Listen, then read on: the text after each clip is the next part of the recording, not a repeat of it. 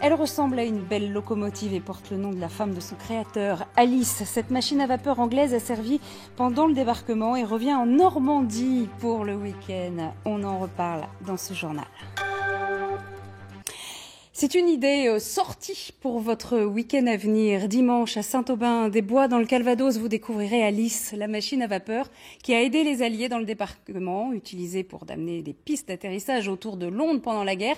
Elle a aussi servi en Normandie pour consolider les positions anglaises autour du fameux Pegasus Bridge. Elle est arrivée ce matin d'Angleterre. Là, il y a Landry avec Adrien Marché. Elle n'a pas pris une ride. Presque centenaire, Alice routile devant le mémorial du Pegasus Bridge. Et elle pique la curiosité des visiteurs.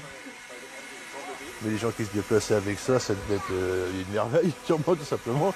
Il n'y avait pas les voitures qu'il y a aujourd'hui, il n'y avait pas la circulation, il y avait encore des chevaux, sûrement, qui se trimbalaient dans les villes.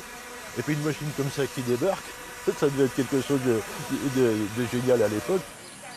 Une vieille machine que ni l'essence ni l'électricité ne pourraient faire avancer.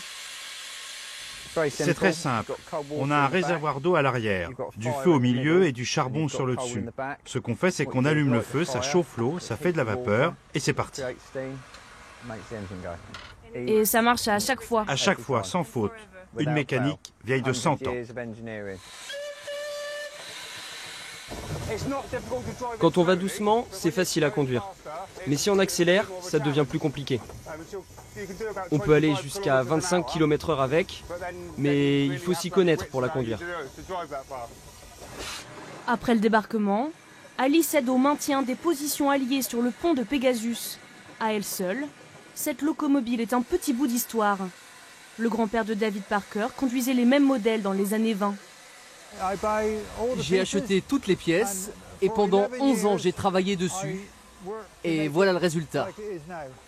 Depuis 25 ans, David et Stephen Parker bichonnent ce petit bijou de mécanique. Sur les routes normandes, c'est son histoire qu'ils entretiennent.